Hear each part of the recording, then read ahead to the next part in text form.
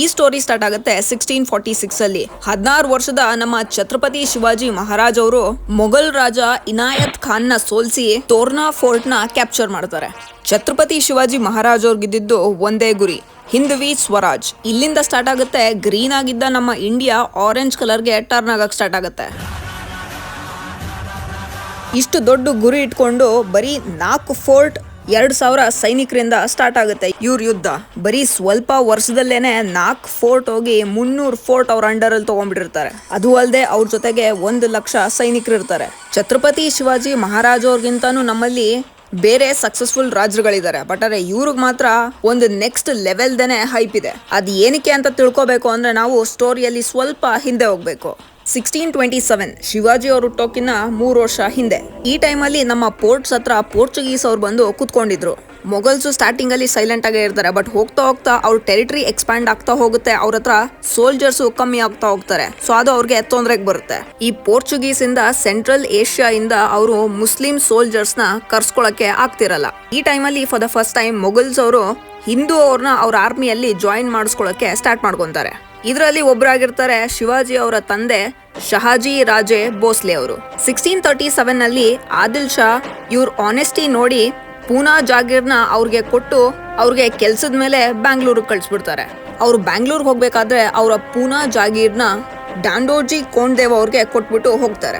19th February 1630 ಇಲ್ಲಿಂದ ನಮ್ಮ real story start ಆಗುತ್ತೆ. ಅವತ್ತಿನ ದಿನ ನಮ್ಮ ಹಿಸ್ಟ್ರಿ ಕ್ರಿಯೇಟ್ ಮಾಡಿದ ಛತ್ರಪತಿ ಶಿವಾಜಿ ಮಹಾರಾಜ್ ಅವರು ಹುಟ್ಟಿದ ದಿನ. ಚಿಕ್ಕ ವಯಸ್ಸಿಂದಾನೆ ಅವ್ರ ಟ್ರೈನಿಂಗು ಸ್ಟಾರ್ಟ್ ಆಗ್ಬಿಡುತ್ತೆ. ಅವ್ರ ತಾಯಿ ಜೀಜಾಬಾಯಿ ಅವರು ರಾಮಾಯಣ ಮಹಾಭಾರತದ ಕಥೆಗಳನ್ನ ಹೇಳ್ತಿರ್ತಾರೆ. ಅವ್ರ ತಾಯಿಯವರು ಒಳ್ಳೆ ರಾಜ ಆಗೋದನ್ನ ಹೇಳ್ಕೊಡ್ತಾ ಇದ್ರೆ ಡಾಂಡೋಜಿ ಕೋಂಡ್ದೇವ್ ಅವರು ಅವ್ರನ್ನ ದೊಡ್ಡ ಯೋಧ ಮಾಡಬೇಕು ಅಂತ ಟ್ರೈನಿಂಗ್ ಕೊಡ್ತಾ ಇದ್ರು. ಈ ತರ ಶಿವಾಜಿ ಅವರು ಶಿವನೇರಿ ಕಿಲೆ ಮತ್ತೆ ಸಹ್ಯಾದ್ರಿ ಬೆಟ್ಟ ಗುಡ್ಡ ಮತ್ತೆ ಕಾಡಿನ ಮಧ್ಯ ಬೆಳೀತಾರೆ. ಇದರಿಂದ ಅವ್ರ ಜಿಯೋಗ್ರಾಫಿಕಲ್ ನಾಲೆಜ್ನು ತುಂಬಾ ಚೆನ್ನಾಗಿರುತ್ತೆ. ಇದು ಅಲ್ಲದೆ ಬೆಟ್ಟ ಗುಡ್ಡದ ಬಗ್ಗೆ ಅಷ್ಟು ನಾಲೆಜ್ ಇರುತ್ತೆ. ಅವ್ರಿಗೆ ಮೌಂಟೇನ್ ರ್ಯಾಟ್ ಅಂತಾನು ಹೆಸರು ಕೊಡ್ತಾರೆ. ಇನ್ ಕೆಲವ್ರ ಪ್ರಕಾರ ಇವ್ರಿಗೆ ಹೆಸರು ಬಂದಿದ್ದು ಗೊರಿಲ್ಲಾ ವಾರ್ಫೇರ್ ಇಂದ. ಈ ವಾರ್ ಸ್ಟ್ರಾಟಜಿ ಹೆಂಗಿತ್ತು ಅಂದ್ರೆ ನಮ್ಮಲ್ಲಿ ಟ್ರೈನ್ಡ್ ಸೋಲ್ಜರ್ಸ್ ಇಲ್ಲ ಅಂದ್ರೂ ಸುಮ್ನೆ ಗಾಳಿನಲ್ಲಿ ಬಾಣ ಎಸೆಯೋದು. ಒಂದೆರಡಂತೂ ಗುರಿಗೆ ಹೋಗಿ ಬಿದ್ದೇ ಬೀಳುತ್ತೆ ಅಂತ.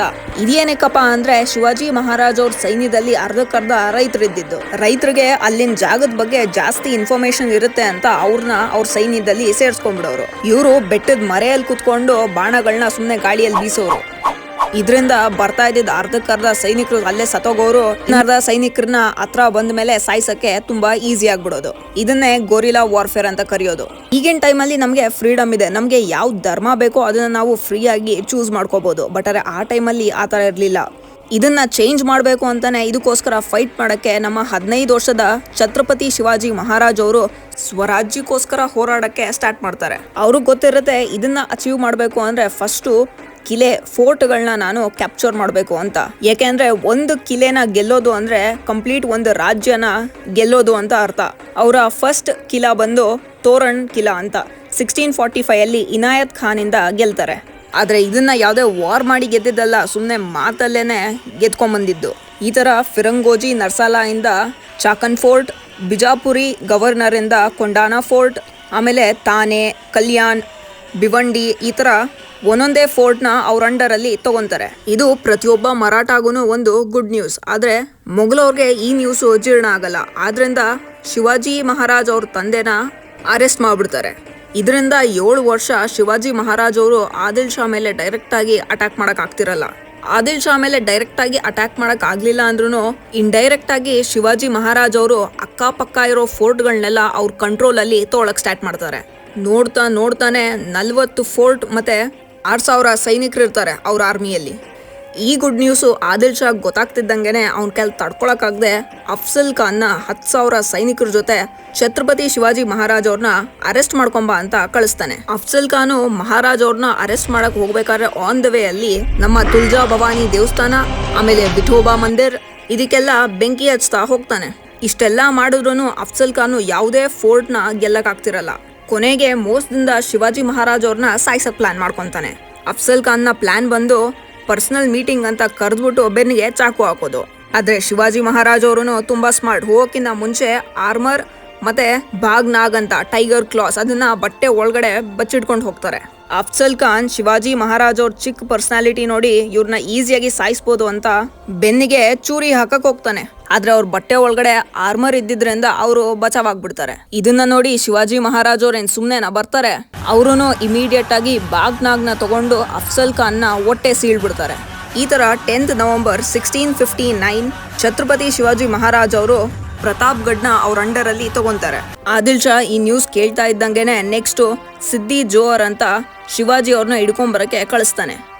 ಆದ್ರೆ ಈ ಸಲ ಶಿವಾಜಿ ಅವ್ರಿಗೆ ನಿಜವಾಗ್ಲೂ ಟಫ್ ಬ್ಯಾಟಲ್ ಆಗಿರುತ್ತೆ. ಒಂದ್ ಕಡೆಯಿಂದ ಆದಿಲ್ ಶಾ ಕಳ್ಸಿರೋ ಲಕ್ಷಾಂತರ ಸೈನಿಕರು, ಈ ಕಡೆ ಶಿವಾಜಿ ಅವರ ಸೈನ್ಯದಲ್ಲಿ ಬರೀ 5,000 ಸೈನಿಕರು. ಇಲ್ಲಿ ಶಿವಾಜಿ ಮಹಾರಾಜ್ ಅವ್ರಿಗೆ ಗೊತ್ತಾಗುತ್ತೆ ಇಲ್ಲಿ ನಾವು ಯುದ್ಧ ಮಾಡಿದ್ರೆ ಗೆಲ್ಲಕ್ಕಾಗಲ್ಲ, ಇಲ್ಲಿ ನಾವು ಬುದ್ಧಿ ಉಪಯೋಗಿಸ್ಬೇಕು ಅಂತ.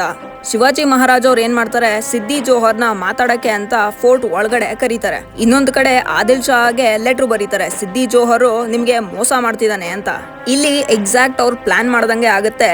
ಆದಿಲ್ ಶಾ ಮತ್ತೆ ಸಿದ್ದಿ ಜೋಹರ್ ಕಿತ್ತಾಡಕ್ ಸ್ಟಾರ್ಟ್ ಮಾಡ್ತಾರೆ. ಇದೇ ಒಳ್ಳೆ ಟೈಮ್ ಅನ್ಕೊಂಡು ಶಿವಾಜಿ ಮಹಾರಾಜ್ ಅವರು ಅಲ್ಲಿಂದ ವಿಶಾಲ್ ಗಢ್ಗೆ ಹೋಗ್ತಾರೆ. ಆದ್ರೆ ಈ ಪ್ಲಾನು ಅಷ್ಟು ಈಸಿ ಆಗಿರಲ್ಲ. ಶಿವಾಜಿ ಮಹಾರಾಜ್ ಅವ್ರಿಗೋಸ್ಕರ ಬಾಜಿ ಪ್ರಭು ಮತ್ತೆ ಅವ್ರ ಜೊತೆಗಿದ್ದ 300 ಜನ ಸೈನಿಕರು 1,00,000 ಆದಿಲ್ ಶಾ ಸೈನಿಕರ ಜೊತೆ ಫೈಟ್ ಮಾಡಕ್ ನಿಂತ್ಕೊಂತಾರೆ. ಆ ಕಡೆ ವಿಶಾಲ್ ಗಢ್ದಿಂದ ತೋಪಿಂದ ಸೌಂಡ್ ಬರೋ ತನಕ ನಾನ್ ಸ್ಟಾಪ್ ಫೈಟ್ ಮಾಡ್ತಾರೆ. ಯಾಕೆಂದ್ರೆ ಆ ತೋಪಿನ ಸಿಗ್ನಲ್ ಶಿವಾಜಿ ಅವರು ಸೇಫ್ ಆಗಿ ವಿಶಾಲ್ ಗಢ್ಗೆ ರೀಚ್ ಆಗ್ಯಾರೆ ಅಂತ ಅರ್ಥ.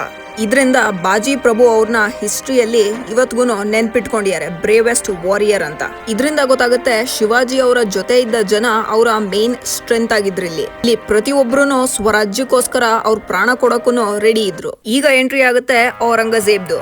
ಇವನು ಆದಿಲ್ ಶಾ ಕೈಯಲ್ಲಿ ಆಗಲ್ಲ ಅನ್ಬಿಟ್ಟು ಶಿವಾಜಿ ಮಹಾರಾಜ್ ಅವ್ರನ್ನ ಹಿಡ್ಕೊಂಬರಕ್ಕೆ ಶಹಿಸ್ತೆ ಖಾನ್ ನ ಕಳಿಸ್ತಾನೆ.